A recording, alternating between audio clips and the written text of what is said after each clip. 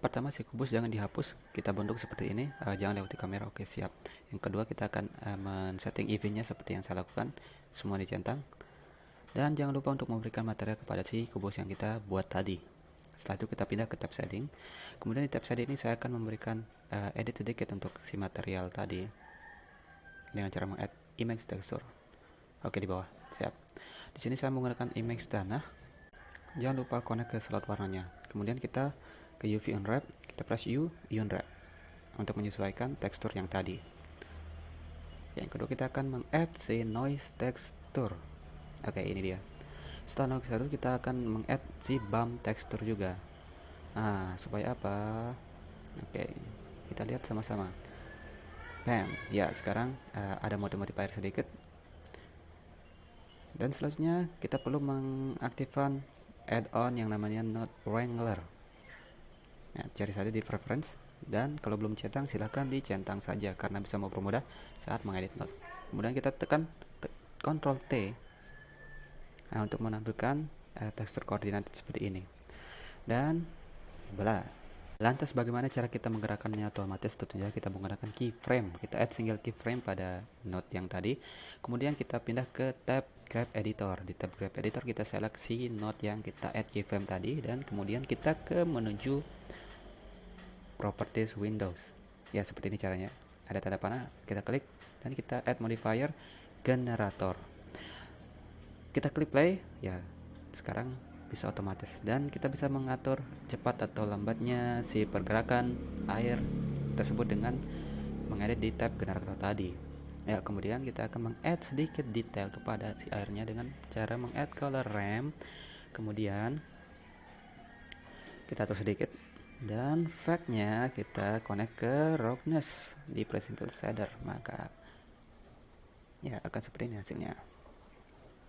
Dan tentu saja kita bisa mengadjustnya, entah itu dari color ramp-nya ataupun besar atau kecil si riak airnya dari noise texture ini ya. Ya, seperti itu. Kalian sesuaikan saja dengan keinginan kalian. Kemudian saya akan meng-add ground di sini dan melakukan pengadjustan kepada word-nya dan beberapa adjusting untuk si pencahayaan. Bagi kalian yang tidak tertarik pada tahap yang ini, kalian bisa skip saja sampai ke membuat si volume atau asapnya.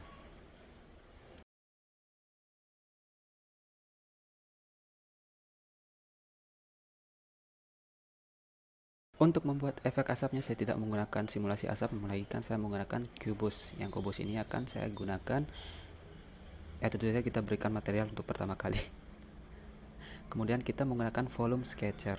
Nah, jangan lupa kita connect ke volume, bukan ke surface ya. Kemudian kita bisa mengadjust warnanya sesuai dengan keinginan. Kemudian di sini kita akan meng-add noise texture. Kemudian kita add juga gradient texture.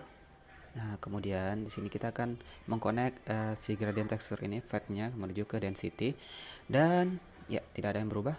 Terus kita akan menggunakan Ctrl T, dan kita akan mengadjust supaya si kabutnya ini atau si asap ini berada di dekat airnya, bukan di keseluruhan dari kubusnya. Dan cara melakukan tweaking ataupun men-setting seperti apa yang saya lakukan pada layar ini.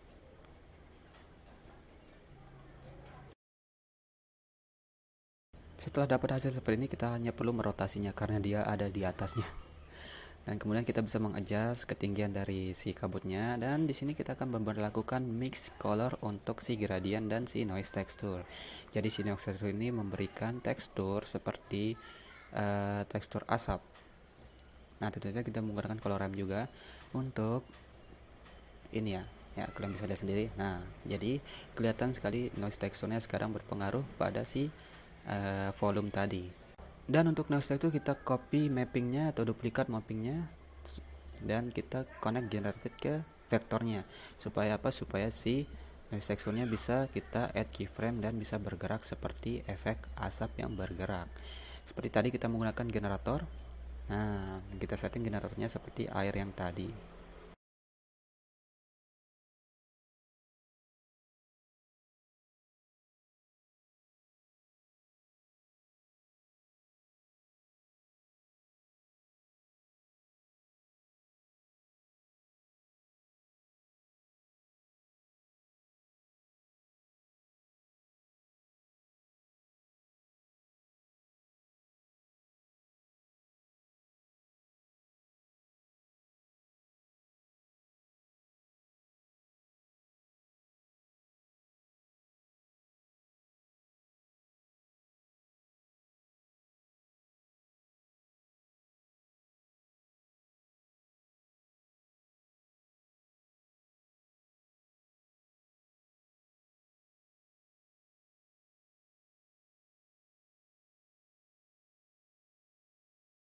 Selanjutnya kita akan meng-add efek rintik-rintik dengan menggunakan particle system. Dengan cara meng-add plane, lalu kemudian kita berikan particle system dan kita setting sesuai dengan yang saya lakukan.